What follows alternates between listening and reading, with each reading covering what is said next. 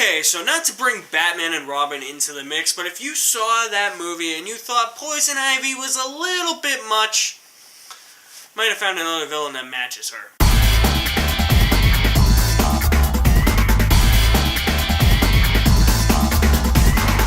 The Kid Who Would Be King is a modern retelling, I guess, of the King Arthur story. The main character is a kid named Alexander Elliot. He's kind of an outcast in school. He's bullied, he's picked on. He finds out he's the rightful heir to King Arthur's throne after he picks a sword from the stone and he meets the magician Merlin.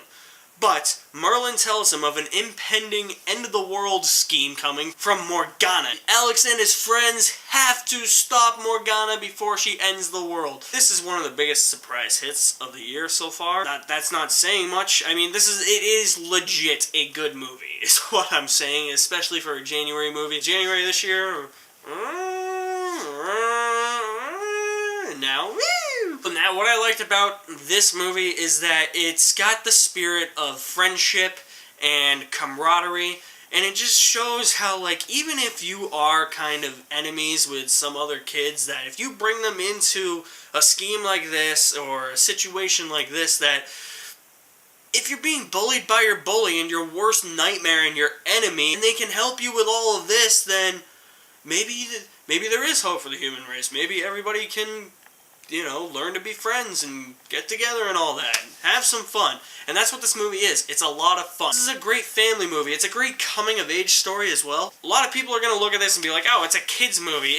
In a way, it is geared towards kids, but I would say it's geared more towards the family aspect of everything.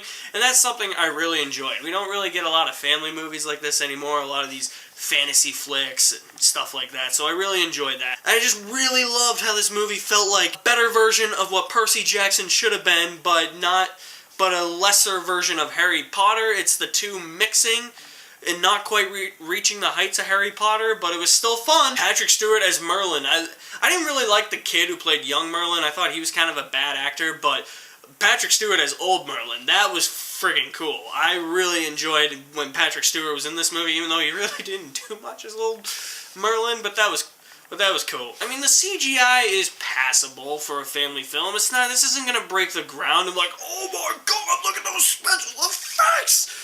Those are groundbreaking. It's not gonna do anything like that. It's passable. I really did like the performances of the four young stars. I thought that they were all really good. They had a lot of chemistry. I could tell that, like, they were gonna be the ones to save the world, and I just loved all the fantasy elements that this movie had. It had a good deal of those.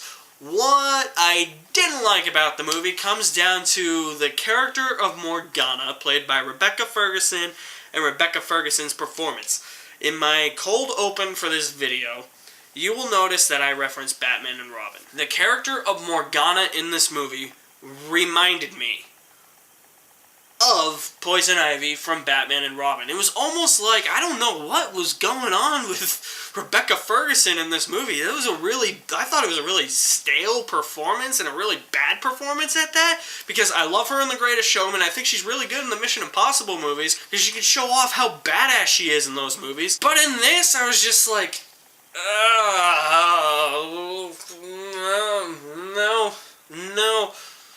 no, her character was, it was weird. Like, her dialogue and her characterization, just, there wasn't anything there for Morgana. It was just like, ow, I'm evil!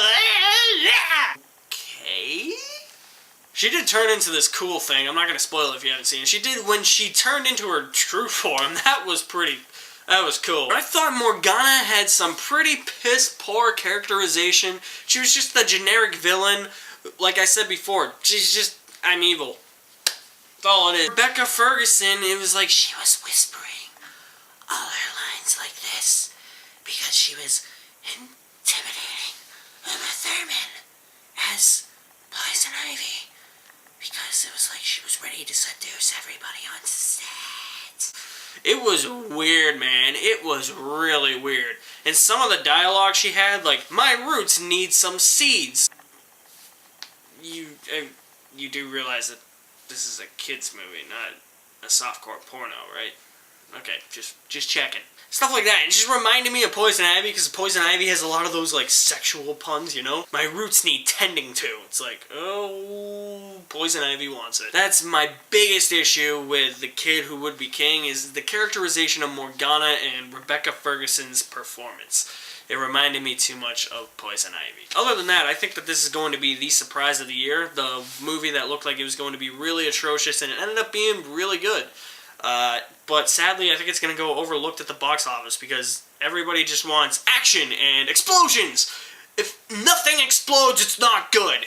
Sadly, that's kind of the world we live in again. And I thought we were getting away from that, but we're coming back to it within the past couple of years. And that's kind of sad. So I think a movie like this, that is actually really good, is going to go overlooked. And that's a damn shame. Because I'm going to give The Kid Who Would Be King, despite the Poison Ivy ripoff, an A-. Definitely one of the best January films I've ever seen. That's my review for The Kid Who Would Be King. Stay tuned for more reviews coming soon. You can subscribe at the end of this video, as well as down below, as well as on my website, where I'll leave my links to my social media accounts. You guys are the best. Catch you on the flip side.